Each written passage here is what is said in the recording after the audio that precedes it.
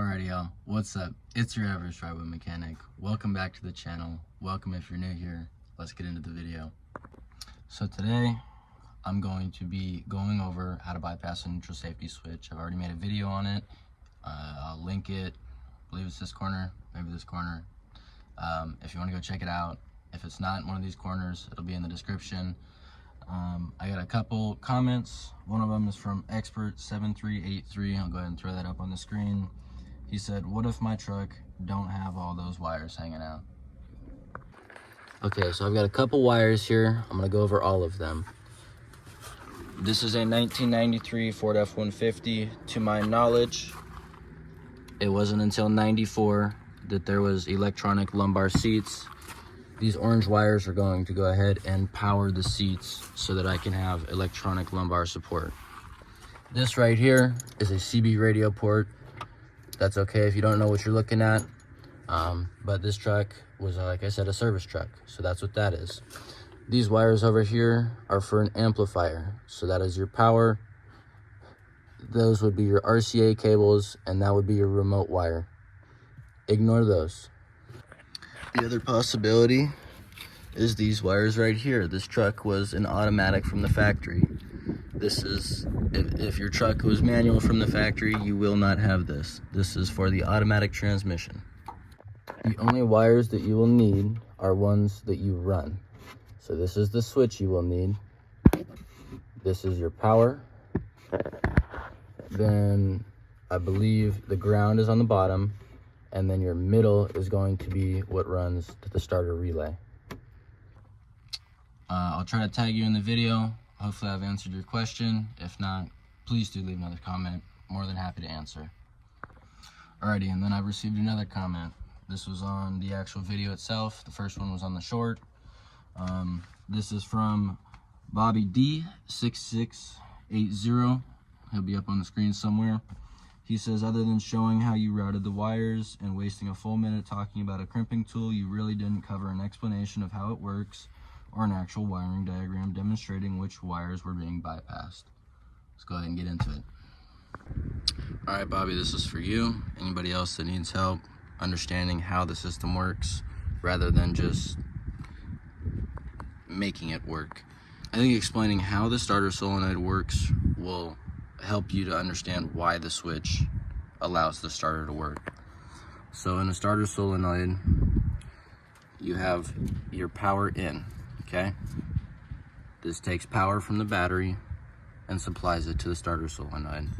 Then you need your power to make it to the starter somehow. That is this wire. I'm gonna go ahead and cut the video, show you the starter. Okay, so we're under the truck now. We're looking at the starter.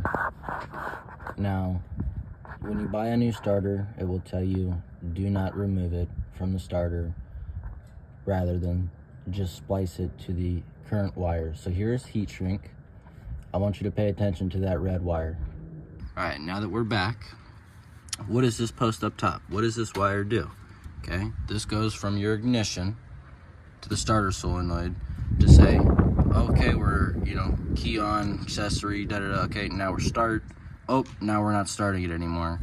Okay, this is the information wire that says allow power to go and make a complete system to the starter or not.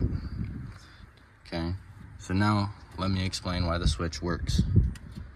This right here is given power through the switch because I use a 12-volt power source from a fuse box. When I flip the switch, it completes the circuit through this wire, okay? Because the ignition on the truck will not register and tell the starter that, hey, I need to have power through the starter solenoid and sent to the starter, I use a switch. Now, it's not the preferred method, but if you, for say, live in a bad side of town, you can hide a switch somewhere, and if somebody were to go in your vehicle really quick, look at this, okay? Tight, going nowhere, okay? If somebody were to go in your vehicle, they break in, they try to steal it, etc., XYZ, they're gonna come in here, they're gonna destroy your ignition, stick a screwdriver in here, Oh, is that power? Why is the truck not starting? What? It has power though. I heard the fuel pump.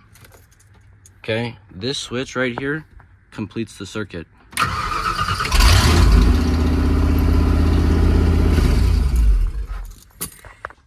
So for me, okay, this is the preferred method. This is what I have found to be the easiest. Now, I need to do some more research and look into it. This truck came factory as an automatic, it was AODE with a transfer case, okay? 4x4. It is now a manual 2-wheel drive. So it's not going to work the same. You can do this to your automatic, you can do this to your factory manual. That is up to you. Now let's go ahead and let me explain a different way to bypass it. Okay, so if you look up under here, this has been converted as I just stated. There is no, I did not go out and purchase a neutral safety switch to bypass. The vehicle does not have a neutral safety switch. Let me go ahead and show you the clutch pedals again. Boom, put the power.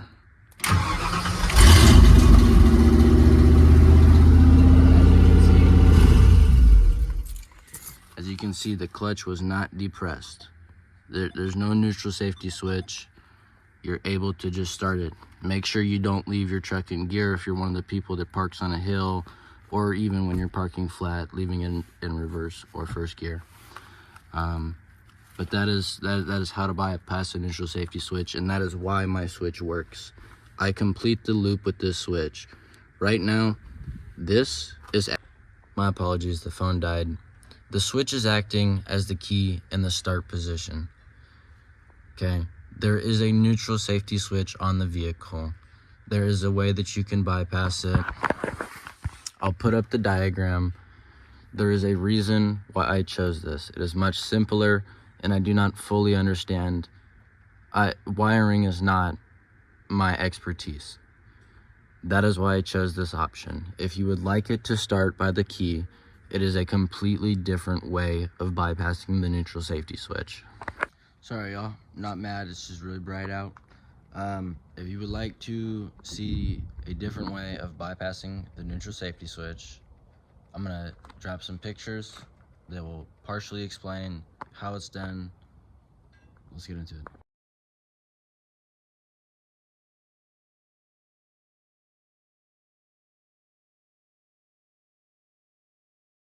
Okay, so if you would like to run it the other way, as you can see through the pictures and the text, all you need to do, your car comes factory with the ignition.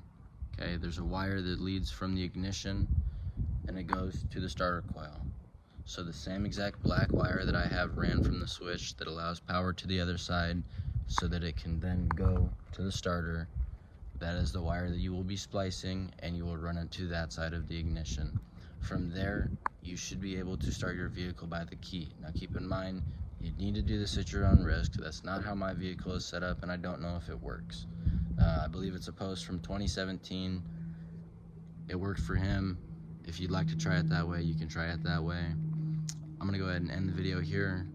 Thank you guys for watching. Please don't forget to like, subscribe, share, stay tuned for more content. Y'all have a good one. Peace.